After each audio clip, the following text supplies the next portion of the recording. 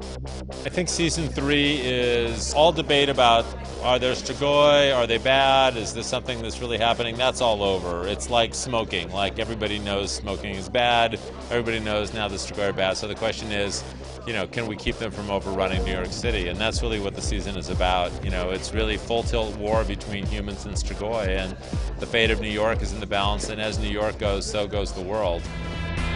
It's been 23 days since the world as we knew it ceased to exist. It seems like one of the themes of the strain, the subtext is like horrible bosses. It's like the master's not very good, F is not very good at leading, the elder vampires are not very good, like Palmer is a terrible. Like, was this intentional? Do you have bad bosses in your history?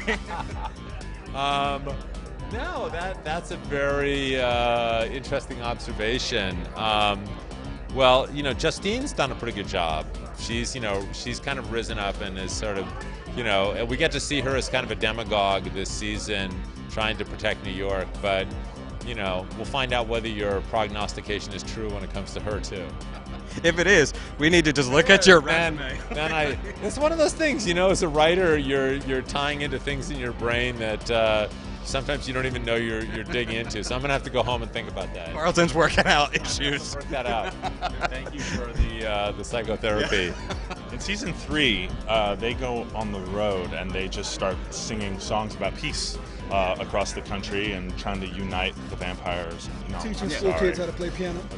I really kind of wish that did happen, though. Yeah. That's a whole spin-off. Wherever we go, whatever we do. If we have any hope of defeating this plague, it has to happen now. In a book, you have endless budget. You can spend pages on going into small scenes, character backstories, etc. But with a TV show, how do you, Carlton, Guillermo, balance the small, scary moments with the big, epic war moments, so that way you don't lose the scary, but you're also not losing the epic? Right, that's a great question. I mean, I'm learning a lot as I go too about television, because there are production issues. You can only afford to do so much.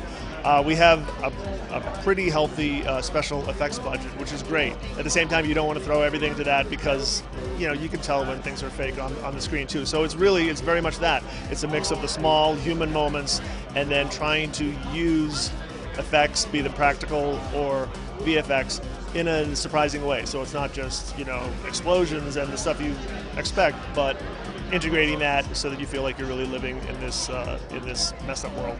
From the creative standpoint, do you like kind of breaking the mold of the books that you created and saying, you know what, we don't have to do that. Like we did in the book, and that was great. We don't have to do that. I do. I mean, I love doing that. At the same time, there's some great stuff in the book, and it's great to have that to borrow from. But yeah, for me, the fun is to go back into this world that we created and shake up the snow globe.